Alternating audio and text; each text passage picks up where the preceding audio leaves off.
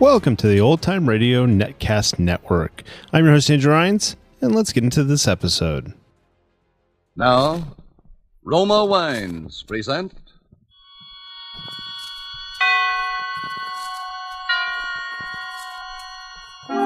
Suspense. Tonight, The Fountain Plays, starring Charles Lawton. Suspense is presented for your enjoyment by Roma Wines. That's R-O-M-A, Roma Wines. Those excellent California wines that can add so much pleasantness to the way you live, to your happiness in entertaining guests, to your enjoyment of everyday meals. Yes, right now a glassful would be very pleasant as Roma Wines bring you Suspense. This is the Man in Black, here for the Roma Wine Company of Fresno, California, who tonight from Hollywood bring an old friend at these proceedings, Mr. Charles Lawton, as star of an unusual murder study by his distinguished compatriot, Miss Dorothy L. Sayers, called The Fountain Plays. It deals with the fortunes and misfortunes of a middle-class Englishman of the name of Spiller, who lives on a little country estate with a cook and a manservant, and in the garden, yes, a fountain. And so with the performance of Charles Lawton as Mr. Archibald Spiller, we again hope to keep you in suspense.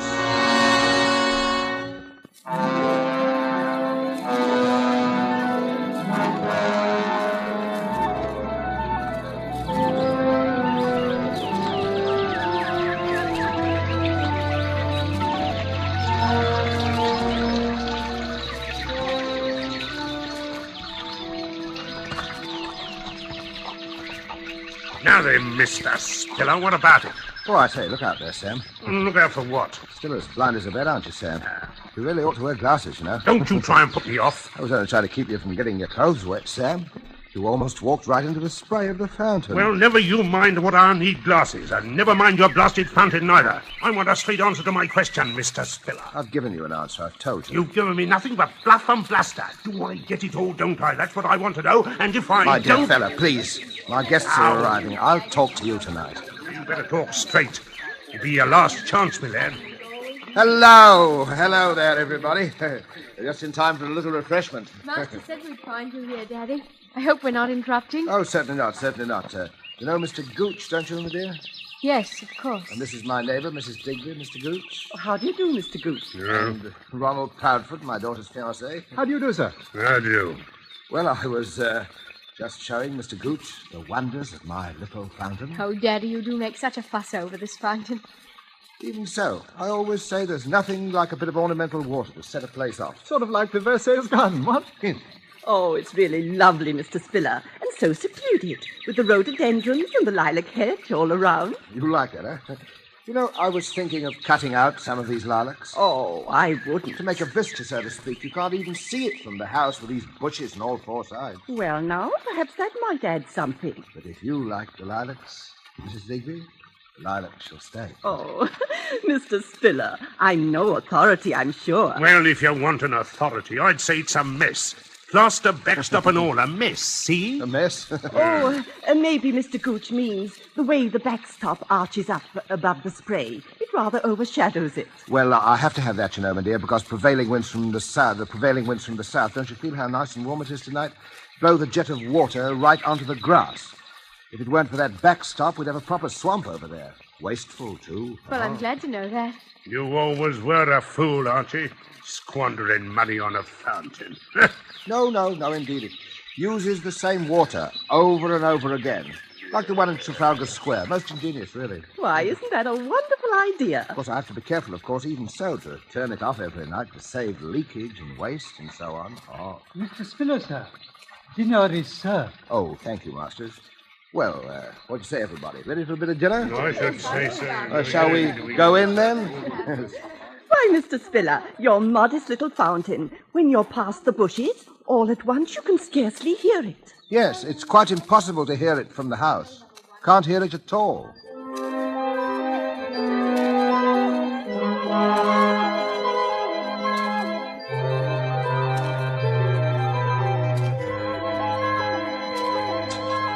And what I says is, you see, you're not Will that be Napoleon all either. then, sir? Yes, thank you, masters. An excellent dinner.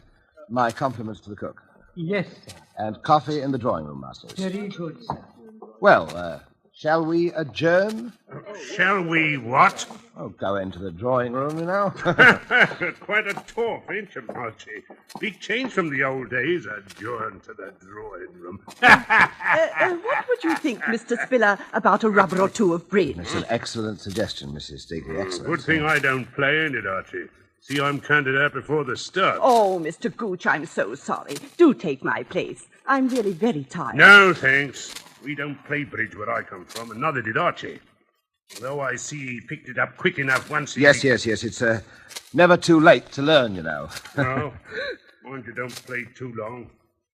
I want to talk to you before this night's over, my lad. Yes, of course, Sam. Yes. I'll be waiting for you up at your precious fountain, absorbing the beauties of your precious moonlight. And I don't want to wait too long, see? Right you are, old boy. Yeah. Where's the fellow masters? Was there something you wished, sir? Yes. Give me a handful of those Coronas. Only the best for your old pals, eh, Archie? Yes. Of course. yes, of course. See you later, folks. Maybe. Well, Mrs. Digby, shall it be you and me against the youngsters? Daddy, Yes, dear. will you tell me why you put up with that man?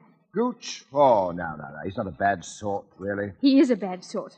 He's a rude, unpleasant, terrible man. Well, he's an old friend, you know. Not much a chap can do. Daddy, you're so soft-hearted. But if you can't do anything, I can. No, please, dear. He'll be gone in a day or two. And high time. What does he mean talking to you that way in your own home? Shall we cut the deal? Yes. Shall I? Well, I don't care. You shan't put me off. This is the last time that man's going to come into this house. I wish it were. Boorish, nasty. I just can't stand him, Daddy. Come now, dear. He's not as unpleasant as all that. What? The only time he'll ever be pleasant is in his grave, that's what. Oh, dear. What an awful thing to say. What a perfectly dreadful thing to say.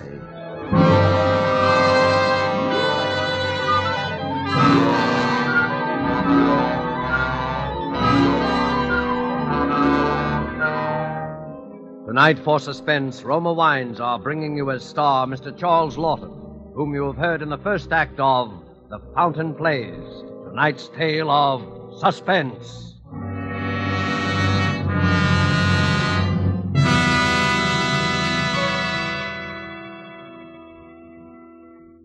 I have an interesting idea for you tonight from the keen and sensible mind of America's famed expert on parties and smart entertaining, Miss Elsa Maxwell. And I quote, Serving a nice table wine when friends come to dinner, or with everyday meals, is one of the smartest, most sensible, and truly moderate pleasures of which I know, and one which any family can regularly enjoy, since the cost of delicious Roma Burgundy is very little. Just serve your Roma Burgundy well cooled. Enjoy it with any food, and don't worry about special glasses. Any glasses available are perfectly correct. The goodness of the wine, the added enjoyment of your food, these are the things that count. Miss Maxwell expresses perfectly what we of Roma believe. In Roma, California Burgundy, in all Roma wines, you enjoy the glorious color, aroma, and flavor of superb sun-ripe grapes. Our noted wineries, located in California's choicest vineyard areas, assure you of flavor and quality which are always good, never varying, always delightful. And so Roma quality is preferred everywhere, and you are able to enjoy these fine Roma wines at modest prices, only pennies a glassful. Remember, more Americans enjoy Roma than any other wines. R-O-M-A, Roma wines. And now it is with pleasure that we bring back to our sound stage Charles Lawton as Mr. Archibald Spiller in The Fountain Plays, a tale well calculated to keep you in suspense.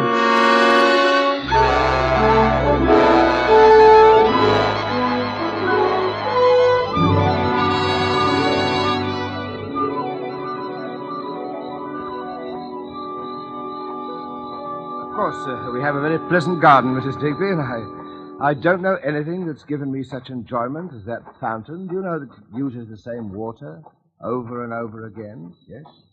It shows you, doesn't it, Mrs. Digby? The simpler pleasures are best. Oh, that's so true. Oh, well, here we are. It's been such a lovely evening, Mr. Spiller. Ah, yes. And it was so nice of you to walk me home. Oh, it's my pleasure, I assure you, Mrs. Digby. You know, I've been thinking. I'm very lucky to have found a neighbor like you at my time of life. I mean, Maybe it's not luck at all. it's fate, you mean? Mrs. Digby, may I call you Rosalind? Oh, of course. And you call me Archibald? Silly name, only one I've got, though. Why, I think it's a very nice name. Do you? Well, you know, I've been thinking. It was true what I said tonight, that the place will be needing a new hostess soon. Oh, with Betty getting married, you mean? Oh, you must be very happy for her. I am, but what I mean is that, well, we're both alone in the world now. Yes. And, Rosalind, there's something I want to talk to you about soon. I can't just now. There are arrangements I have to make, but I want to talk to you very seriously. Well, I'll always be here, you know. But it's late now. Yes, it is, yes. Well, good night, Rosalind. It has been a lovely evening. Good night. Good night, Archibald.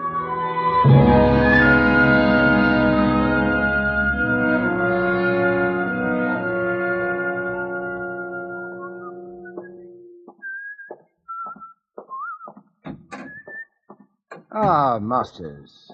Where is everybody? Mr. Ronald left 5 or 10 minutes ago, sir.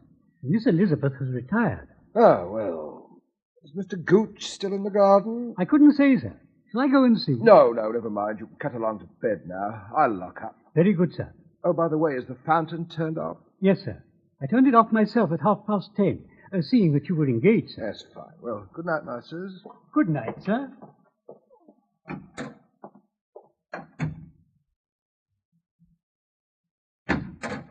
Oh, confound it. Oh, hello there. I was just coming out to look for you. Hello. Have a nice evening? Nice evening. Not as nice an evening as you had with your obliging little widow, That's eh? enough of that now, Sam. Oh, it is it? That's enough, is it? That's a good one. Who do you think I am, talking to me like that? One of your ruddy servants? Well, I'm not. I'm the boss here. Get that in your head. I'm the boss, and you know it. All right, Sam, but let's buzz off to bed now. We'll talk it all over in the morning. No. We're talking about it right now, Mr. Spiller. I'm short of cash. It's high time you kicked in with some more. Look here, Sam. I pay you your allowance as we agreed, and you stay here whenever you like, but that is all. Oh, it is it? Getting pretty high and mighty, aren't you? Number 41632. Sam, quiet, for heaven's sake. You're in a fine spot to tell me what you're going to do, aren't you? Quiet. The servant's mightier. Quiet, Betty mightier. Oh, Mr. Ronald Flapdoodle, whatever his name is. Really, Sam, you're quite impossible this evening. Impossible, eh? Impossible. But I'm not an escaped jailbird, am I? I'm not liable to be all back to work out 10 years hard labor for forgery, am I? Quiet. Look here, Sam. I'll give you a little extra. This once. And when I think a man like me was only in for a short stretch anyway and worked it out all good and proper, depended on the charity. Charity, mind you, of a pal was rolling in wealth. I am not rolling in wealth, and you know it. But if you'll promise me faithfully that this is the last time. Sure, I'll promise. For an old pal, I'll promise anything. You just give me 5,000 down. 5,000? That's right. You've got a great opportunity. All I need is a little ready cash. Now, don't you be an idiot, Sam. Where do you think I'm going to lay my hands on that much, just like that? Now, look, I'll give you a check for 500. Ah, trying to renege on an old pal, eh? I said 5,000 and 5,000 it is, or you'll find yourself back on the rock pile. I tell you, I haven't got it. Haven't got it. You've got enough to go buying fancy fountains or playing around with the widow next door. You leave Mrs. Digby out of this. I'll leave her out of it, all right. I'll leave the old frump to you. Oh, yeah.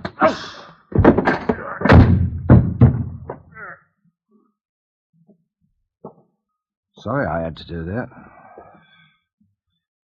I told you that was enough of that, and I meant it. Now pull yourself together and go to bed. I'll talk to you in the morning. Do you hear me? Sam? Sam? Ah, come on. I didn't hit you that hard. Get up on your feet now. Sam? Sam? Oh, I've killed him. What was that? Oh, it's just the old clock. Hey? 11 o'clock. 7 hours. 8 hours, perhaps, until they find him. Of course, he hit his head when he fell, but the police won't care about that, and they'll take fingerprints, and they'll find out I was number 41632. No. What you need is an alibi. If I could confuse him. An alibi. An alibi, that's it. Make it seem he was alive when he was already dead. First you have to fix the time, haven't you? The time. Well, you've got to make it earlier. Say 10:30 while everybody was playing bridge. If he could have died sometime before that, but how do I prove it? What happened at 10:30? What happened at 10:30? Oh, yes. The fountain. Masters and the fountain. That's right, the fountain, yeah. The fountain. Now I know what to do. Go out into the garden. Turn on the fountain. Then go down the garden path and call him. Call him by his name. Sam!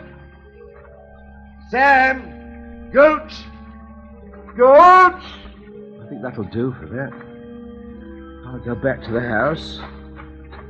Say I looked for him and I didn't find him, that it was dark, the moon had gone down. Yes, but now, how do I move him? How do I... That's right, the wheelchair. The wheelchair. It used to be Mrs. Spiller's. I remember how she... It's not time to think of her now. I'm going to try and lift him into it. Would ever have thought that old Sam was as heavy as this? Now, out of the other door, but quietly this time. Wish the wheelchair wouldn't make so much noise. Down the back path. Now, careful, boy. Hold on to yourself. I feel like running. I feel as though every window in the house were filled with faces watching. Well, here we are. I've got to lift him up again. Yeah. Lay him down on the edge of the fountain. Put one hand in the water. Put the bruise on his head right up against the stone corner of the basin. A bit to the right. That's better. He was half blind anyway, and he fell. And now it's done. What's that? He's alive. Gooch is alive. After all that trouble, after committing practically the perfect crime, and he's alive. It's all right. It's all right. Sam? Sam? Wait a minute. Bring him to life again. More blackmail for the rest of your life. What about Mrs. Digby? Nice, plump, comfortable Mrs. Digby. Rosalind. What about Betty? She at least deserves something. No, it's better than murder. All right, murder it's going to be. He's dead already as far as the rest of the world is concerned. Now, come here. Now or never. His face is right by the water's edge. Push him under. Now.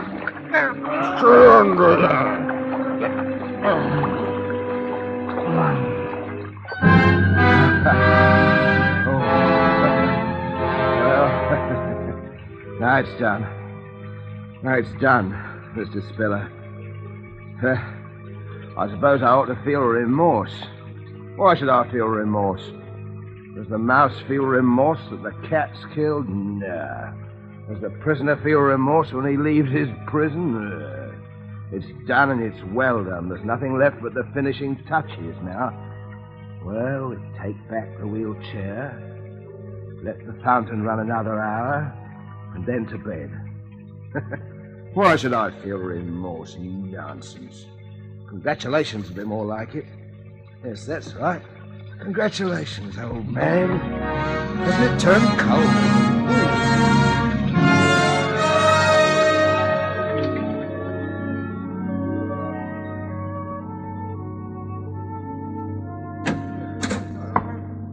Inspector Frampton, sir. Oh, yes, sir. Come in, Inspector. Come in. I hate to trouble you, Mr. Spiller, but regulations, you know. Oh, of course, yes. Everyone here who was present the night of, last night. Yes, Inspector, there's Mrs. Digby. She's my neighbour, my daughter Elizabeth, and her fiancé, Mr. Ronald Proudfoot, and the servants, of course. Excellent.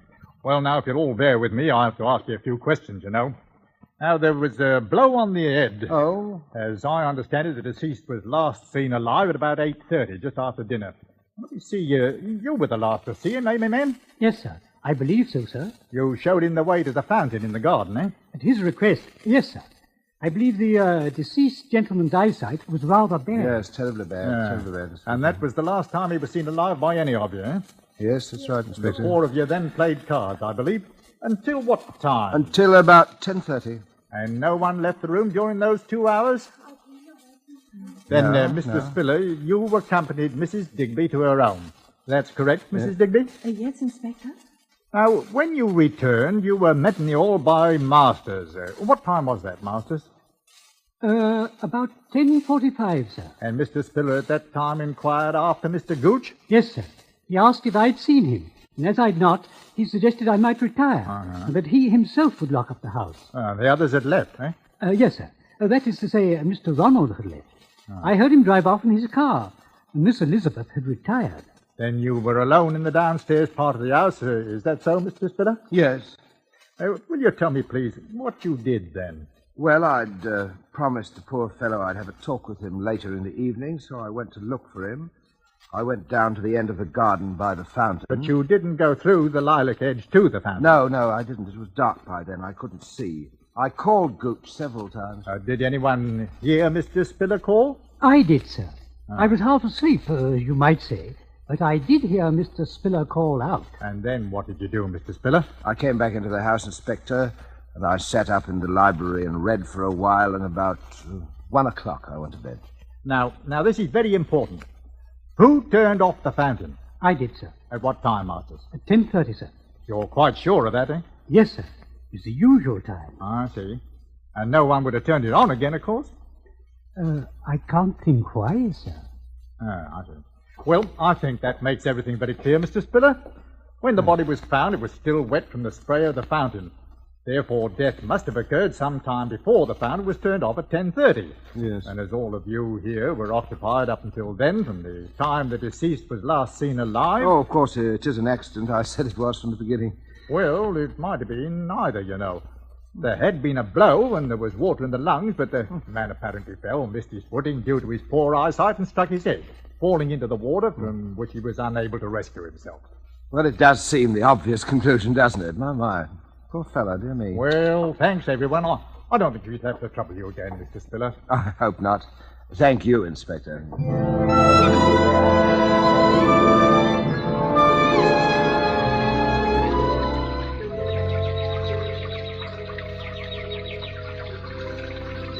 Oh, Daddy, I'm so glad. I was afraid for a while. Nothing to be afraid of, dear, you know. Poor old Gooch just lost his footing and fell, that's all. I know. I was afraid of him. Afraid of him? I know it was silly, but he was so strange. I thought he had some sort of hold over you. Nonsense, darling. He's just an old friend, and I'm a sentimental old fool, and... You're an old dear. But I got to run now. Off with Ronald? Yes. Daddy, are you going to be awfully lonely when I've gone? You know I'll miss you.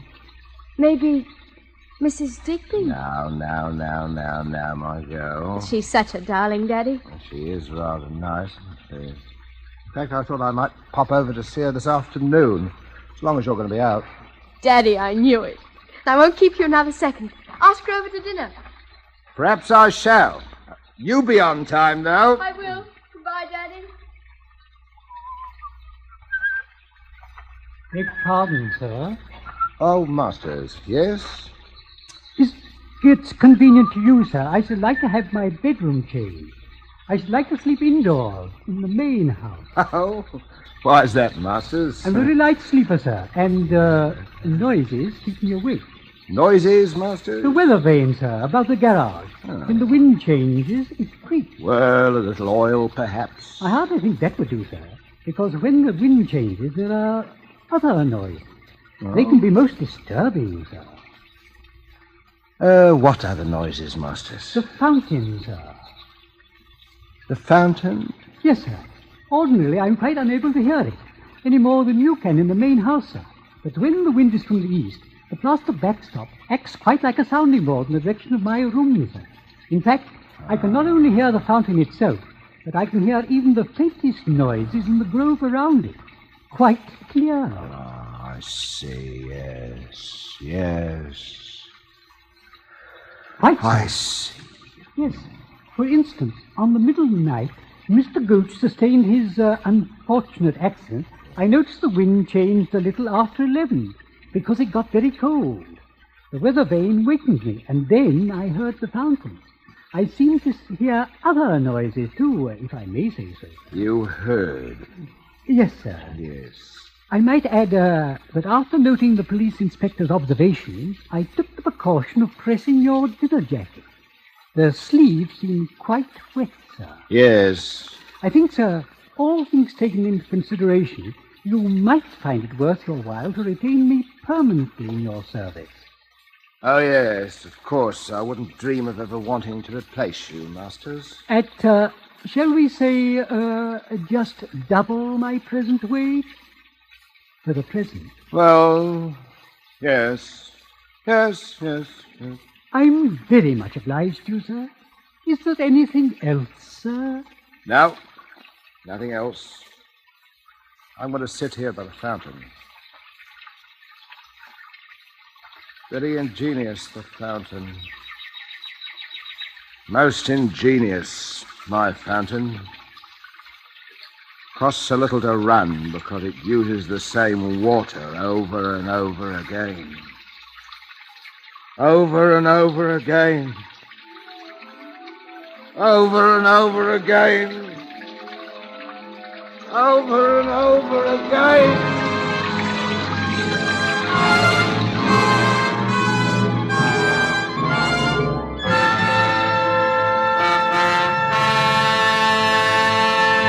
And so closes The Fountain Plays, starring Charles Lawton, tonight's study in Suspense.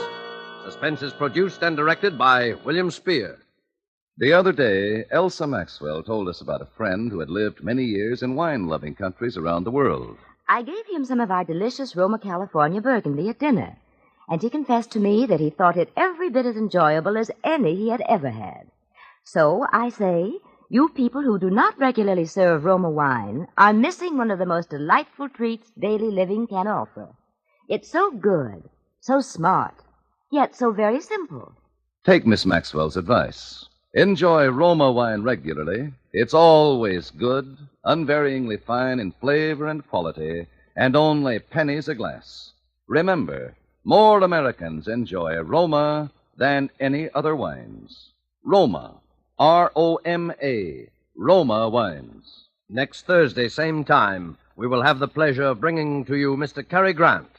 Make a note now for next Thursday so you won't miss Cary Grant's performance in Suspense. Presented by Roma Wines, R-O-M-A, made in California for enjoyment throughout the world. Our government has asked us to say emphatically to the women of our audience that 10,000 more registered nurses are needed in the United States Army Nurse Corps immediately. Registered nurses, those about to graduate and who qualify as senior members of the United States Cadet Nurse Corps up to 45 years of age, are vitally needed. Write to the Surgeon General, United States Army, Washington, D.C., or call at your nearest Red Cross chapter. This is CBS, the Columbia Broadcasting System.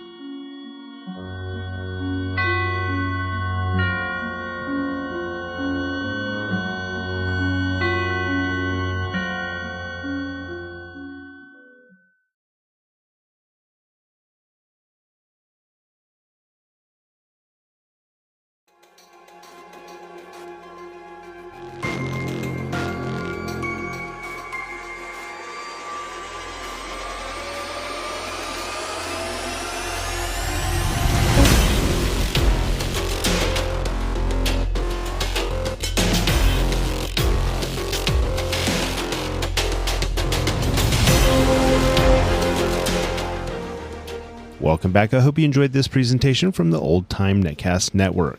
For more great shows, go to otnetcast.com. Don't forget to like and rate this episode in your favorite podcatching client. Follow this show on Facebook by going to otnetcast.com/Facebook. This episode is covered under the Attribution Non-Commercial ShareAlike copyright. For more information, go to otnetcast.com/copyright. Thanks again for listening, and I hope you have a great day.